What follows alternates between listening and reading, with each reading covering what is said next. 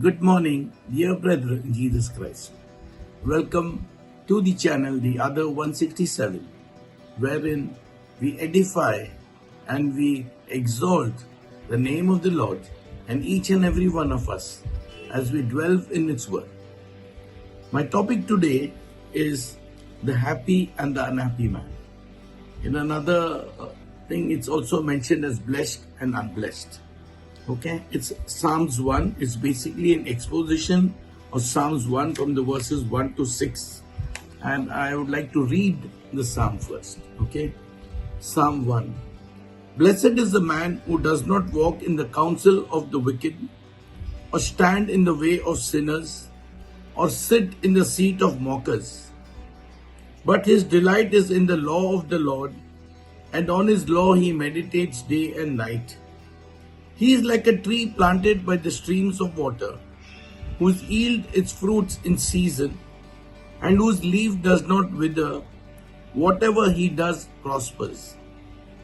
But not so the wicked. They are like chaff, and the winds blow them away. Therefore the wicked will not stand in judgment, nor sinners in the assembly of the righteous. For the Lord watches over the way of the righteous, but the way of the wicked shall perish.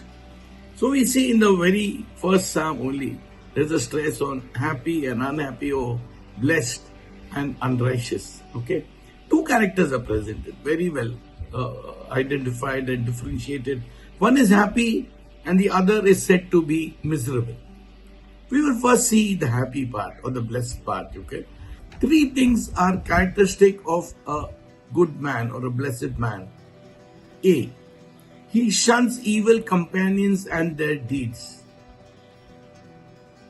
It is a classification of the wicked is that they are ungodly, that they are sinners, and they are scornful with God and opposed to God and having contempt for God.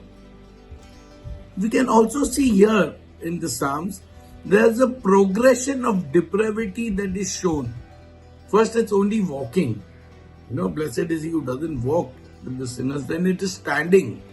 Walking means just an acquaintance, a pass-by. Standing means, okay, that you wait for a little longer time. And sitting is the third progression of which shows that now you're enjoying with them, enjoying their presence. B. The blessed man or the happy man delights in the word of God.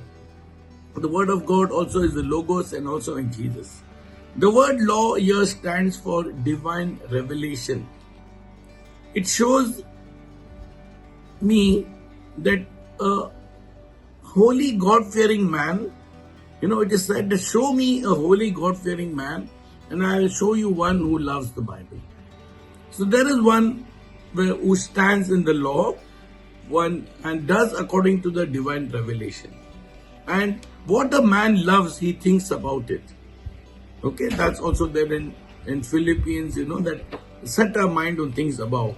So in his law, the blessed man will meditate day and night. See, he is like a tree planted. I want you to stress on this word planted. He is like a tree in his growth. It grows from start, it grows, you observe the word of God. And the Bible also tells us, consider the lilies, how they grow, because they are planted by God. What is the meaning of the word a tree planted? A tree planted is a tree that is cared for. And such a tree is fenced in to protect from wild beasts. It is staked in to preserve it from the winds, and it is watered in the time of drought. So it is fenced, it is staked, and it is watered. We are planted, we are in the hands of the great potter. Now let us see in the other way around the three things that are confirmed for the wicked man or the unrighteous man. Okay. A. He will be condemned in judgment. That is, he shall not stand in judgment. This does not mean that he will not be present. But the Bible tells us, for we shall all appear before the judgment seat of Christ. So stand here means to be justified. He says when he shall not stand in judgment, means he shall not be justified. B. His companionship with the righteousness will terminate. God still gives a chance. Okay? The righteous and the unrighteous, they live together. But here his companionship will terminate. It says that nor sinners in the congregation of the righteous. So there'll no longer be sinners in the congregation of the righteous. And C is his end will be destruction. The way of the ungodly shall perish, it is said. Now how much that means, you and me, we do not know. What is the level of destruction or doom, we do not know. But it is surely a doom. It is a doom for which Jesus wept over, and from which he even died to save us from this doom and from this miserable destruction. So my dear brothers and sisters, as we read the first Psalm, I think we should read it every day before, or memorize it, just as we like to memorize some other verses, and see what it is, that how blessed we are and how happy we can be that Jesus died for us so that we could be blessed. Thank you once again and have a nice day. God bless you all.